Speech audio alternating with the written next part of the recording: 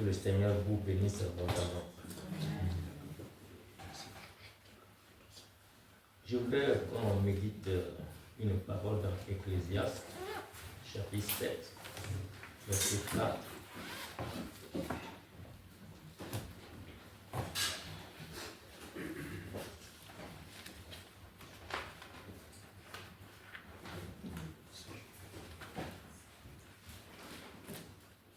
Alors, quelqu'un peut nous lire le passage, Ecclésiaste, chapitre 7, verset 4.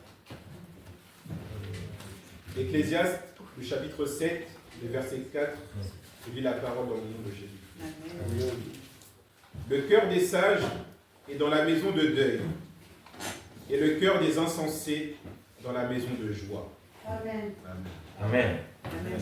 Le cœur des sages est dans la maison de deuil, et le cœur des insensés est dans la maison de joie, c'est-à-dire la maison de plaisir. Alors je voudrais qu'on médite cette parole cet après-midi, qu'on parle un peu quelle sagesse peut-on trouver dans la maison de deuil.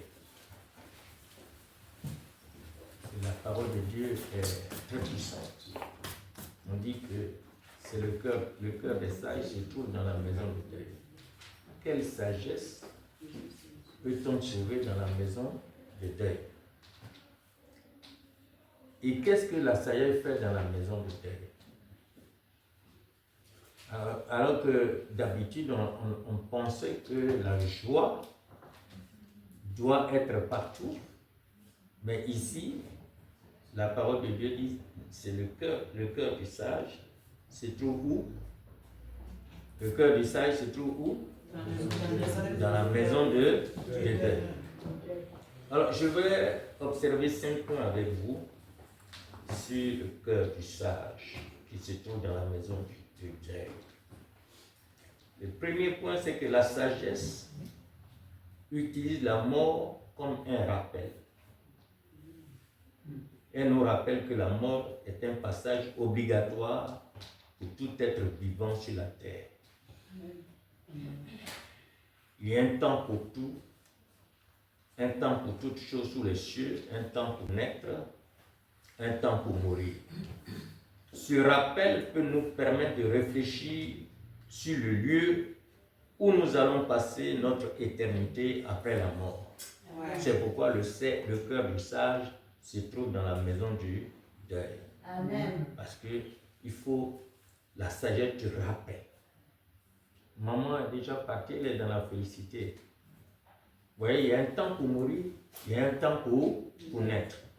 C'est la séparation qui nous fait beaucoup de mal. Mais quand le sage a compris où il doit passer son éternité et qu'il donne son cœur à Jésus et qu'il se consacre pour le royaume de Dieu, il n'a aucun problème. Le cœur du sage se trouve dans la maison de Dieu. Amen. Ecclésiaste chapitre 3, verset 1 à 2, c'est cela. Il y a un temps pour tout, un temps pour toutes choses, tous les cieux. Un temps pour naître, un temps pour mourir, un temps pour planter, un temps pour arracher ce qui a été planté. Le deuxième point d'observation, c'est que la sagesse utilise la mort pour nous rappeler à réfléchir sur la vraie valeur de la vie. La vraie vie se trouve en Christ. Amen. C'est Jésus qui donne la vie en abondance. Et c'est lui qui donne la vie éternelle. Elle n'est pas dans les plaisirs de ce monde. La Bible dit dans Jean 3,16, Dieu a donné son Fils pour que personne ne périsse, mais que nous ayons la vie éternelle. Donc la vie se trouve en Christ. La sagesse utilise la mort pour nous rappeler à réfléchir sur la vraie vie. La vraie vie, c'est la personne de Jésus-Christ. Amen. C'est Christ qui est la vie. Il dit, voici ce témoignage, c'est que Dieu nous a donné la vie éternelle. Et que cette vie se trouve dans le Fils. Celui qui a le Fils a la vie. Celui qui n'a pas le Fils de Dieu n'a pas la vie. Et Jean dit, je vous ai écrit ces choses afin que vous sachiez que vous avez la vie éternelle, vous qui croyez au nom du Fils de Dieu. La vie se trouve en Christ. Et la sagesse utilise la mort pour nous rappeler, à réfléchir sur la vraie vie. Quelle vie nous menons? Quel est le sens même de notre vie? La sagesse, le cœur du sage se trouve dans la maison de deuil. Parce que c'est là qu'il faut réfléchir sur la vraie vie. Il faut réfléchir que nous ne sommes rien, que la vie, c'est la personne de Jésus-Christ. Alléluia. Amen.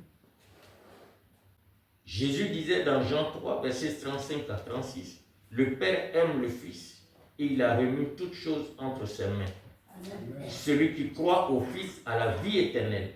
Celui qui ne croit pas au Fils ne verra point la vie, mais la colère de Dieu demeure sur lui. La colère de Dieu demeure sur lui. Celui qui croit au Fils a la vie éternelle, la vie divine. Quand la parole de Dieu parle de la vie éternelle, c'est la vie divine, la vie qui n'a pas de fin. Et donc c'est dans la maison du deuil que le cœur sage doit penser à cela. Parce que c'est là qu'on réfléchit sur la véritable vie. Et la vie, la véritable vie, c'est la personne de Jésus, la vie divine.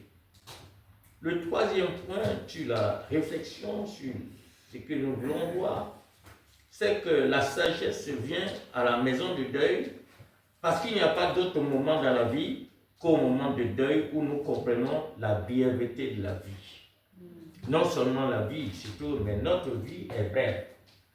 C'est là qu'on comprend que la vie sur la terre n'est pas éternelle, elle est brève.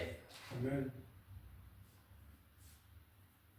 Hébreux chapitre 12, verset 1 nous dit, mais souviens-toi de ton Créateur pendant les jours de ta jeunesse, afin que les jours mauvais arrivent et que les années s'approchent où tu diras, je n'y prends point plaisir.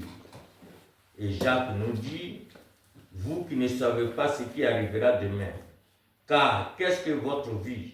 Vous êtes une vapeur qui paraît pour un peu de temps et qui ensuite disparaît. Vous êtes une vapeur qui paraît pour un peu de temps et ensuite disparaît. La vie est brève. Quelqu'un peut me lire Job chapitre 7, verset 6. Job, le chapitre 7, le verset 6. Mes jours sont plus rapides que la navette du tisserand. Ils s'évanouissent, plus d'espérance. Mes jours sont plus rapides que la navette du tisserand. Ils s'évanouissent, plus d'espérance. La vie est brève, mes frères. C'est pour cette raison que nous devons nous attacher au Seigneur. Nous devons servir le Seigneur de tout notre cœur, toute notre âme, toute notre force. Parce que la vie est brève. Nos jours sont comme une navette de tisserand.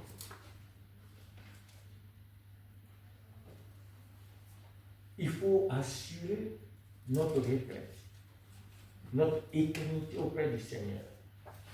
Nous sommes nés de Dieu. Nous devons vivre la vie divine sur cette terre. Nous devons nous consacrer au Seigneur parce que la vie est brève. On peut être en train de prêcher et mourir. Chacun de nous est de passage sur la terre. De la même manière, nous sommes nés différemment. Chacun a son jour de naissance. C'est la même chose pour la mort. C'est pourquoi on ne doit pas être surpris.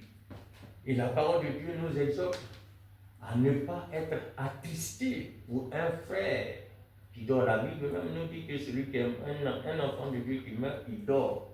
Parce que c'est d'un passage à un autre. C'est la vie après la vie. Ce n'est pas la mort après la vie.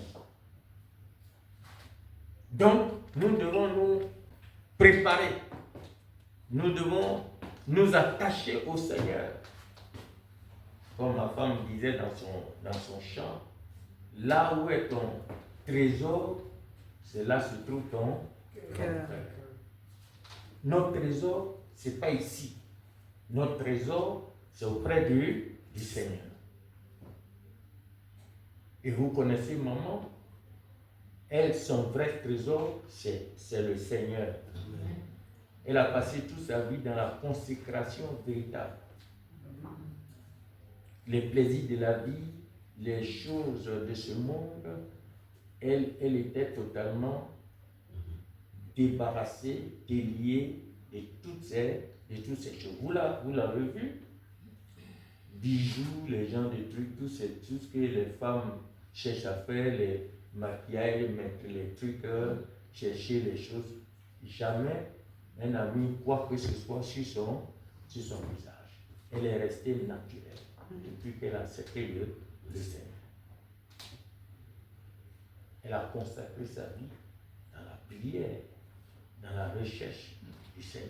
Chaque jour que Dieu fait, elle est dans sa méditation, elle a toujours un chant qu'elle compose, un cantique nouveau comme la Bible nous dit. Parce qu'elle a compris dès le départ que la vie est belle. On peut partir d'un moment à un autre. Je vous exhorte donc à savoir, à avoir un cœur sage, qui sait et qui réalise que la vie sur cette terre-là est belle. Alléluia. Amen. Comme Jacques le dit, vous qui ne savez pas ce qui arrivera demain, car qu'est-ce que votre vie? Vous êtes une vapeur qui paraît pour un peu de temps et qui ensuite disparaît. Un enfant qui naît aujourd'hui peut mourir, aujourd'hui même. On peut mourir à n'importe quel âge aujourd'hui. Tu es jeune, tu ne peux pas dire non, parce que je suis jeune, j'ai encore le temps devant moi. Parce que tu peux mourir demain. C'est pourquoi il faut avoir un cœur sage. C'est pourquoi la Psalm nous enseigne à comprendre la vérité de la vie et elle nous conduit à nous souvenir de notre Créateur. Comme il est dit aux jeunes, souvenez-vous de votre Créateur. Alléluia. Amen. La quatrième réflexion sur la sagesse, dans la maison de deuil, la sagesse vient dans la maison de deuil pour nous faire savoir que la mort est une certitude. La mort est une certitude. Comme Ecclésiaste a dit, il y a un temps pour toutes choses. Il faut s'attendre tous les jours, il faut s'attendre à la mort. C'est une certitude. Tout le monde doit passer par là. Que tu sois président, que tu sois riche, que tu sois pauvre, quel que soit ce que tu es, tu vas passer par la mort. Et en passant par la mort, il faut savoir que c'est 2 mètres carrés qu'on te réserve. Tu peux avoir des milliers d'immeubles, mais ce qu'on te réserve au cimetière, c'est 2 mètres carrés. La mort est une certitude. C'est pourquoi nous devons nous consacrer. En tant qu'enfant de Dieu, il faut avoir un cœur sage. Nous devons nous consacrer. Moi, avant de devenir pasteur, j'étais un assureur. J'ai travaillé dans une grande boîte d'assurance. J'ai été étonné toujours que les frères, je n'ai pas assuré beaucoup de frères en Christ. À chaque fois que je parlais de mon travail, je parlais de l'assurance aux frères. Il y en a qui disent, au nom de Jésus, je ne mourrai pas. Au nom de Jésus, je ne vais pas mourir. Donc, eux, je dis, mais tu penses que tu vas vivre et ta vie là est éternelle sur la terre? Il faut être sage. Que demain tu veux partir, mais qu'est-ce que tu laisses à tes enfants? pendant que tu vis, tu es en train de travailler, tu ne te prépares pas pour le royaume. Parce que notre royaume n'est pas sur la terre ici. Notre royaume est près du Seigneur là-bas. Nous sommes des filles du royaume de Dieu. Au lieu de te préparer maintenant, au nom de Jésus, tu ne mourrais pas. Et puis, c'est quand il meurt, il n'y a rien qu'il laisse à la famille. Parce que le cœur n'est pas sage. La sagesse ne leur dit pas que leur vie est brève sur la terre. La sagesse ne leur dit pas que la mort est un passage obligatoire. Jésus est passé par là et il a vaincu la mort. Et il a dit, j'ai vaincu la mort. Celui qui croit en moi aura la vie éternelle. Donc à partir de Jésus, de la mort, c'est que de la vie, nous passons à une autre vie. Et la mort est le passage qui nous permet d'aller jouir de la vie que Dieu a préparée pour nous, la vie éternelle. Donc, chaque jour que tu passes, tu dois savoir que ici, c'est juste un passage. Mais comme c'est un passage, il faut marquer le temps que Dieu t'a donné sur la terre. Il faut marquer ce temps. Tu dois le marquer. Sinon après, tu vas le regretter là-bas. Ce que Dieu t'a donné sur la terre, pour marquer le temps, si tu ne l'as pas marqué, arrivé là-bas, tu vas regretter si je savais. Beaucoup de choses vont te manquer alors que Dieu te les avait déjà données. Et pour marquer ton temps, c'est la vie, c'est la consécration. Tu dois vivre comme un enfant du royaume et non comme un enfant de la terre. Jésus a bien dit, vous êtes dans le monde, mais vous n'êtes pas quoi? Du monde. Vous n'êtes pas du monde. Ce monde n'est pas pour nous. Mais on a des passages et nous avons une mission à accomplir sur cette terre. Annoncer l'évangile.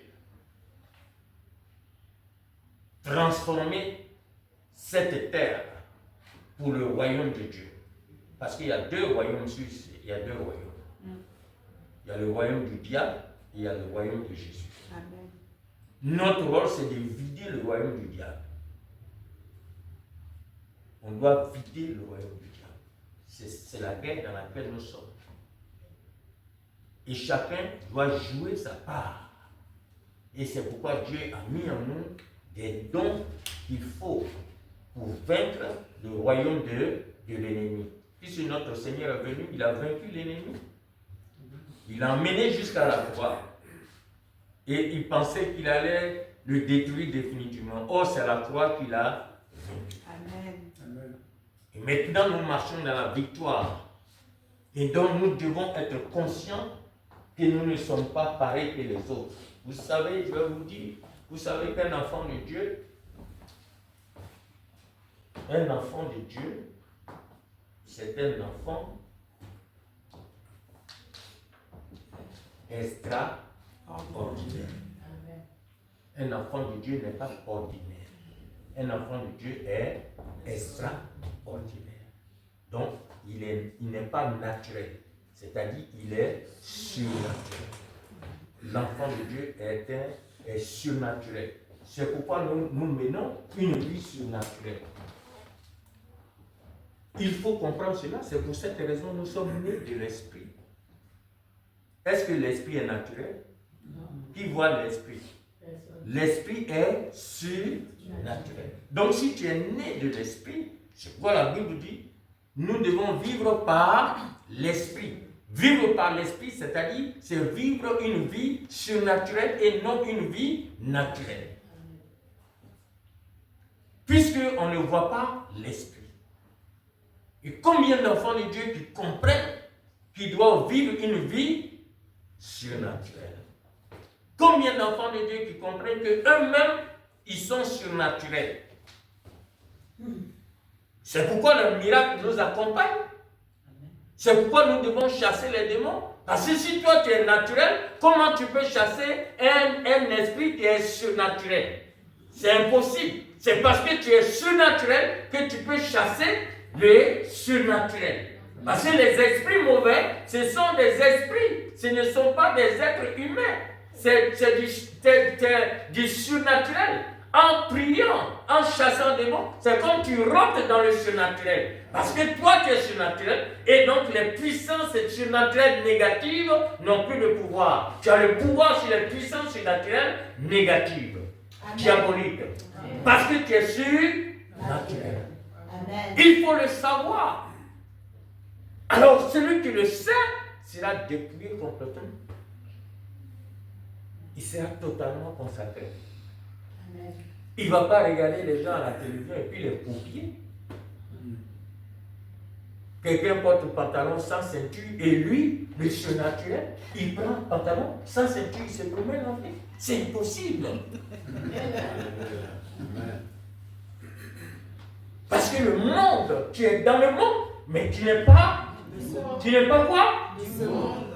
Quand on parle des extraterrestres, les gens là qui viennent, qui parlent des extraterrestres, en fait, les vrais extraterrestres, c'est nous. Parce que nous sommes des êtres surnaturels. Amen. Mais c'est des choses que nous avons besoin de savoir. Parce que c'est parce que tu es surnaturel, c'est parce que tu es surnaturel que tu vas mener une vie éternelle. Amen. Là où Jésus se trouve là, tu seras là-bas, dans la gloire. Et puis tu vas venir régner ici avec Christ pendant 1000 ans. Et les êtres naturels vont te voir. C'est pourquoi le cœur du sage se trouve où? Dans la maison du deuil. Dans la maison où? Du deuil. Du deuil. Le cœur du sage se trouve dans la maison du deuil. Le cœur des insensés se trouve dans les plaisirs, les maisons de plaisir. Et quand l'espérance qui est en Jésus-Christ est acceptée. Amen. Parce que celui qui, de son vivant, a choisi et il a reçu Jésus comme son sauveur et Seigneur, celui-là ne craint pas la mort. Parce qu'il a préparé, il prépare. Il a l'assurance qu'il va vivre éternellement avec le Seigneur Jésus après la mort. Donc il ne craint rien. Il va se reposer de ses travaux. Il va se reposer de ses œuvres. Ses œuvres vont le suivre. Et il sera très heureux. C'est ce que la Bible nous dit. Parce que quand tu as choisi Jésus et que tu sais que qu'est-ce que Jésus dit? Il y a beaucoup de places auprès de mon Père là-bas. Qu'est-ce que je vais faire? Il a dit quoi? Il va faire quoi? Il va nous préparer. Il va préparer la place. Quand il aura fini, il viendra nous Chercher. Ça veut dire que chacun, le Seigneur, il a un rôle qu'il joue auprès du Père maintenant. D'abord, il intercède. Et ensuite, il prépare la place pour chacun de nous. Est-ce que vous savez que c'est ce que tu fais, tes œuvres que tu fais ici, là, c'est ça qui construit ta maison auprès du Seigneur. Amen. Si tu es un chrétien et que tu ne fais rien, tu vas durer sur la terre ici, hein, et ça va être difficile pour toi. Parce que c'est ce que tu fais, tes œuvres vont t'accompagner. Et quand la place de chacun est finie, si ta place est finie, c'est que le Seigneur, c'est que ta mission est terminée. Il peut te donner des années de boisson, des années, il peut t'ajouter quelques années. Mais si ta place est déjà finie là-bas, c'est terminé. Il va dire, viens maintenant te reposer. Bon et fidèle serviteur ou servante. Alléluia. Amen. Tes œuvres vont te suivre. Apocalypse, le chapitre 14, le verset 13. Et j'entendis du ciel une voix qui disait, écris, heureux dès à présent les morts qui meurent dans le Seigneur. Heureux dès à présent les morts qui meurent où? Dans le Seigneur. Oui. Oui, dit l'Esprit, Oui, dit l'Esprit. afin qu'ils se reposent de leurs travaux car leurs œuvres les suivent. Alléluia. Amen. Ils meurent dans le Seigneur. Pour quelle raison? Hein? Pour quelle raison? Pour se reposer. Afin qu'ils se reposent de leurs travaux, car leurs œuvres les suivent. Mon frère, c'est cela. Vous voyez l'espérance qui est en Jésus-Christ. Et celui qui est sage comprend cela et il œuvre pour le Seigneur. Il ne gaspille pas sa jeunesse, il ne gaspille pas sa vie sur la terre. Il doit travailler dur, marquer son temps dur pour le royaume de Dieu. Et ma femme a travaillé dur pour le royaume de Dieu. Elle a travaillé très très dur. Très dur. Chaque année, pour le royaume de Dieu, elle jeûne 2 fois, 40 jours, chaque année, pour l'église du Seigneur. Pour chaque enfant de Dieu, que ce soit à Paris, que ce soit à Chaux, elle connaît presque tout le monde. Chacun est dans ses prières. Chacune est dans ses prières. Ce que moi, je ne peux pas faire pour tout le monde, c'est pas possible. Les œuvres, leurs œuvres les suivent, se reposent de leurs travaux. Elles se reposent de ses travaux. Nos œuvres doivent nous suivre. Ma question aujourd'hui, nous qui sommes restés vivants, quelle œuvre, depuis longtemps, depuis notre conversion jusqu'à maintenant, quelle œuvre qui va te suivre aujourd'hui si le Seigneur t'appelle? Quelle œuvre qui va te suivre? Combien d'enfants spirituels tu as depuis que tu es devenu chrétien? Est-ce que tu t'es reproduit spirituellement? Quelles sont les œuvres qui vont te suivre? Nos œuvres doivent nous suivre. Et c'est pourquoi on va au repos. On va se reposer. Alléluia. Amen. On va se reposer. On dit, on va se reposer de nos travaux. Chaque jour que Dieu te donne, quel travail tu fais pour le Seigneur?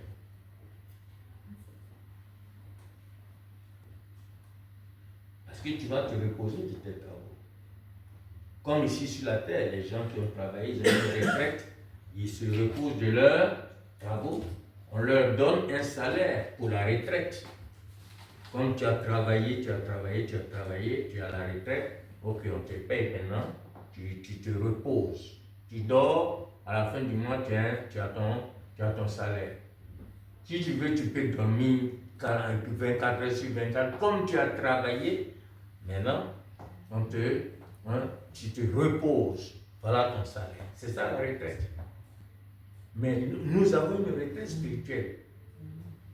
C'est quel travail tu as fait ici? Souvent même pour venir à l'église, ça devient difficile. Il faut qu'on t'appelle. Ou bien parce que, si je ne vais pas à l'église, on ne va pas ma tête, on va m'appeler. Donc, tu viens comme ça. C'est ça le travail qui va c'est le travail là qui tu dois te reposer de ce travail là-bas. Quels sont les travaux? Qu'est-ce que tu fais pour le Seigneur?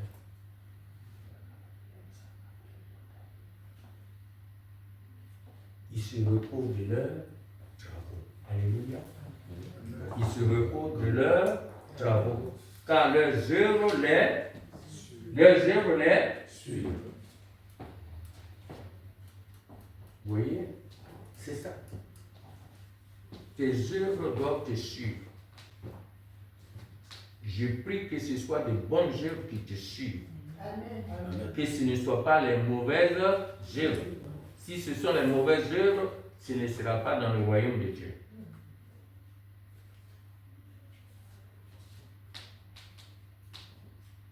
Regardez Apocalypse chapitre 21, verset 1 à 4. Quelqu'un nous lit? Benjamin, toujours. Apocalypse, le chapitre 21, versets 1 à 4. Puis je vis un nouveau ciel et une nouvelle terre. Un nouveau ciel, une nouvelle terre.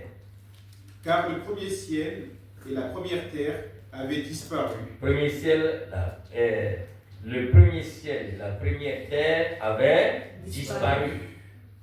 Et la mer n'était plus. La mer n'était plus. Et je vis descendre du ciel, d'auprès de Dieu, la ville sainte, la nouvelle Jérusalem, préparée comme une épouse qui s'est parée pour son époux. Nouvelle Jérusalem, préparée comme une épouse qui s'est parée pour son époux.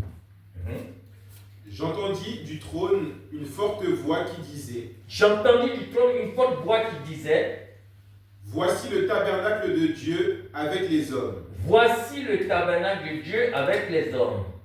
Il habitera avec eux Dieu, il habitera avec eux, et ils seront son peuple. ils seront son peuple, Et Dieu lui-même sera avec et eux. Dieu lui-même sera avec eux. Verset 4. Il essuiera toute larme de leurs yeux, et la mort ne sera plus. Il n'y aura plus ni deuil, ni cri, ni douleur, car les premières choses ont disparu. Amen. Dieu essuiera toute larme de leurs yeux. Alléluia. Amen. Quand on se repose, Dieu essuie les larmes. C'est fini. Plus de deuil, ni de cris, ni de douleur. Tout devient nouveau. Les premières choses disparaissent. Tout devient nouveau. Alléluia. Donc, c'est important de le savoir. Et c'est pourquoi nous ne devons pas être tristes quand il y a la mort. C'est vrai, il y a la séparation. C'est vrai, pendant que je vous parle, je sais que je me sens vide. C'est comme je suis un peu dans le rêve à cause de la séparation.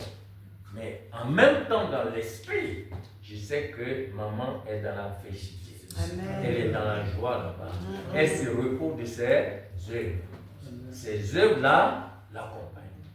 Tout ce qu'elle a fait pour le Seigneur sur la terre, toute cette vie de consécration, cette vie d'abnégation dans tous les domaines, la suit là-bas maintenant. Voyez? Le dernier point, c'est que la sagesse vient dans la maison du deuil lorsque nous réalisons que non seulement la mort est inévitable, mais qu'elle peut être une surprise. La mort peut être une surprise.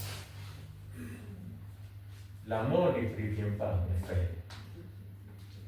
La mort ne demande pas notre adresse.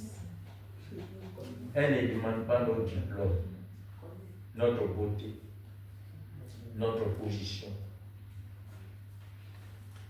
La mort peut nous surprendre à n'importe quel moment. C'est pourquoi nous devons toujours être prêts à rencontrer notre Créateur. Amen. Et c'est pour cette raison que la sagesse doit être dans la maison du deuil. Parce que la mort est elle peut être une surprise. Comme par exemple pour maman, elle a été une surprise. On était venu juste pour soigner le genou et puis continuer le chemin. Mais elle est partie. Elle peut être une surprise. Un petit mal de tête, la mort peut t'emporter.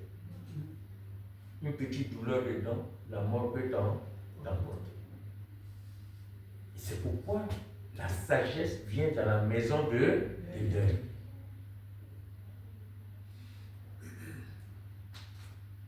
Regardez quelques versets. On va lire D'abord le psaume 55, verset 15.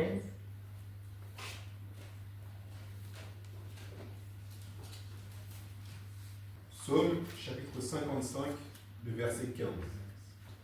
Verset 16. Que la mort les surprenne, qu'ils descendent vivants au séjour des morts, car la méchanceté est dans leur demeure au milieu d'eux.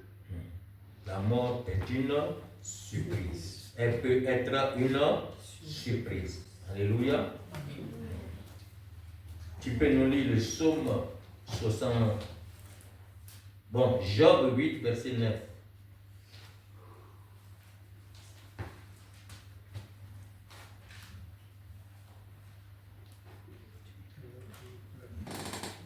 Job, le chapitre 8, le verset 9. Car nous sommes d'hier et nous ne savons rien.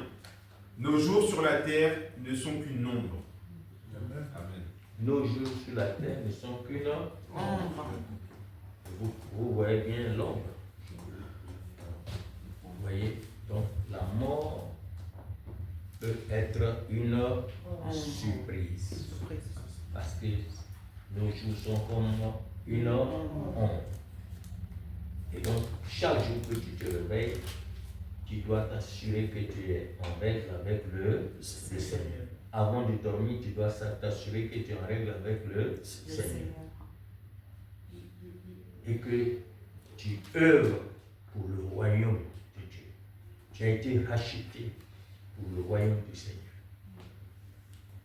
Et tu dois travailler pour ce royaume.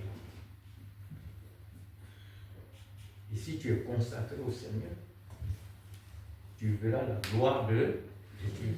Amen. Alléluia. Amen.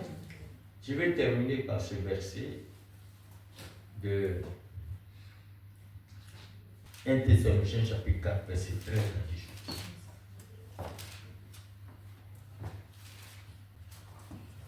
Nous ne voulons pas, frères, que vous soyez dans l'ignorance au sujet de ceux qui sont décédés. On s'arrête là. Nous ne voulons pas, frères, que vous soyez dans l'ignorance au sujet de ceux qui dorment.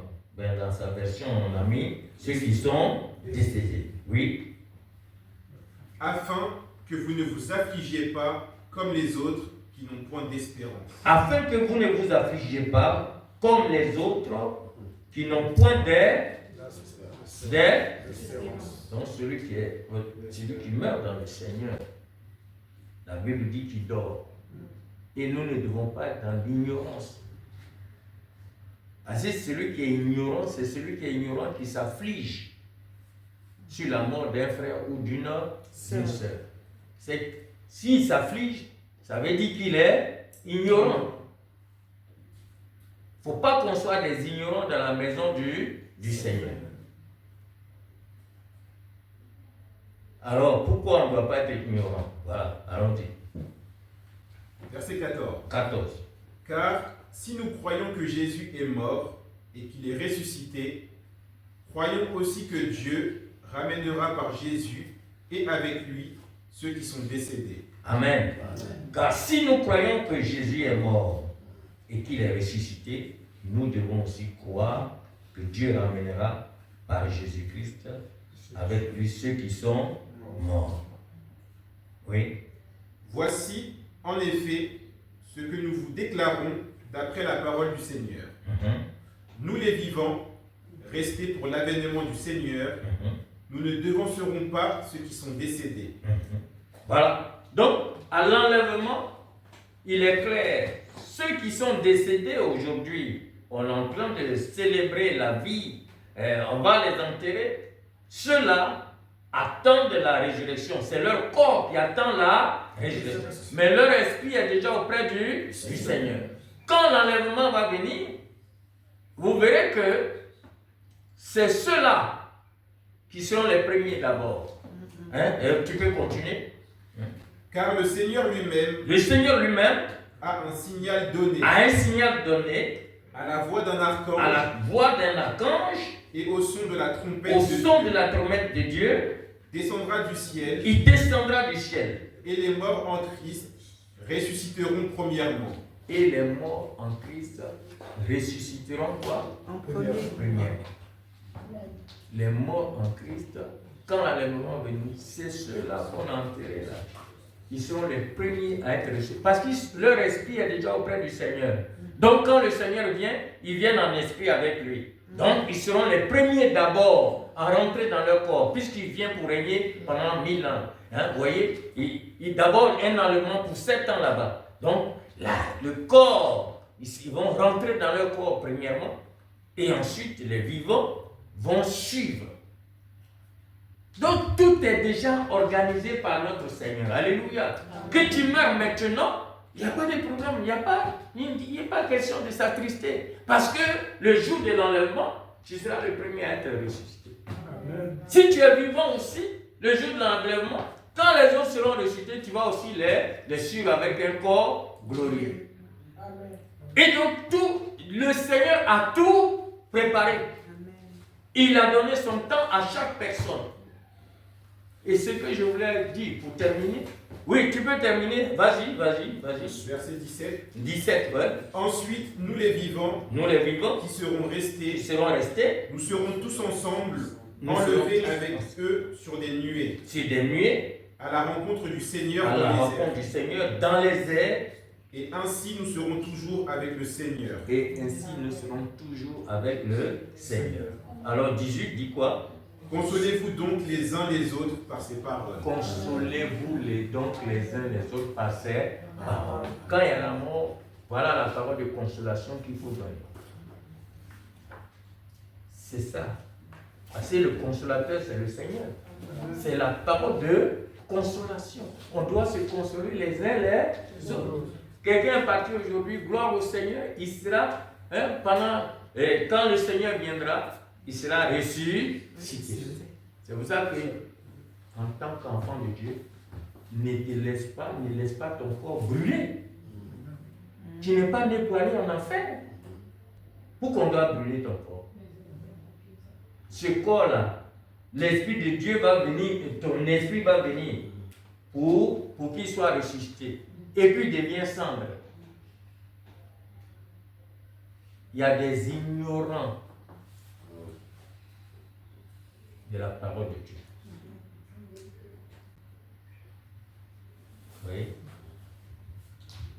Donc, c'est cela.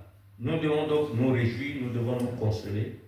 Et la consolation est là. Consolez-vous. Ce que je vous demande, ce n'est pas la tristesse. C'est que cette église soit remplie dans les jours à venir. C'est ça la prière de maman William. Ce n'est pas la tristesse qui va arranger les choses. Les pleurs qui vont arranger les choses. Mais si nous évangélisons, nous gagnons des âmes, alors son âme se réjouira. Amen. Les prières qui sont montées vers le Seigneur depuis des années, elle verra s'accomplir. Parce que souvent, c'est après la mort même souvent que nos prières gagnent du terrain. Parfois c'est comme ça. J'ai écouté le témoignage d'un serviteur de Dieu qui a prié pour ses parents tout le temps de sa vie. C'est après sa mort que ses parents se sont convertis. Amen. Mais de son vivant, là, il ne les a pas vus se donner au Seigneur. Donc il y a des prières qui montent vers le Seigneur. C'est quand tu pars, tu es au repos maintenant, que Dieu commence à travailler puissamment. Et donc ce que maman désire, ce que Dieu désire, c'est que nous puissions produire du fruit, beaucoup de fruits qui demeurent dans le Seigneur. Amen. Donc ce que tu as, ce que Dieu t'a donné comme don, il faut l'utiliser pour le royaume de Dieu. Si tu es jeune, il faut gagner les jeunes. Chacun doit gagner. Chacun doit se multiplier, doit se reproduire. Quelle personne qui va se marier et puis rester là sans enfant et qui sera contente? Vous avez vu ça une fois? Si tu te maries, c'est pour te reproduire. Et quand il n'y a pas d'enfant, mais c'est beaucoup de prières, beaucoup de sacrifices, beaucoup d'argent qu'on dépense pour avoir des enfants. Parce que naturellement, on est fait pour se reproduire. Mais c'est la même chose dans le domaine spirituel. Tu es fait aussi pour te reproduire spirituellement. Alléluia. Même si tu n'as pas d'enfant physique et que tu as des enfants spirituels, mais c'est ceux-là qui vont t'accompagner. Ce sont ces œuvres-là qui vont t'accompagner au ciel. Tu peux avoir des enfants physiques qui ne seront pas convertis. S'ils ne sont pas convertis, ils seront séparés avec toi au ciel. Donc, ce que nous désirons maintenant le plus, moi, ce que je désire, c'est d'avoir des enfants spirituels. Remplir la terre. Ça, ce sont des œuvres qui vont m'accompagner quand j'arrive et puis je vois des milliers de personnes derrière moi. On dit, voici tes enfants, tes petits-enfants, tes arrière-petits-enfants. Je rends gloire au Seigneur. Alors donc, c'est cela, mes frères. Le cœur du sage se trouve dans la maison de quoi? Voilà. Ce sont les raisons, c'est quelques raisons de réflexion que nous venons de voir, pour lesquelles le cœur du sage se trouve dans la maison de l'Éternel. Que le Seigneur vous bénisse. Amen. On va se lever. Nous allons prier. Alléluia.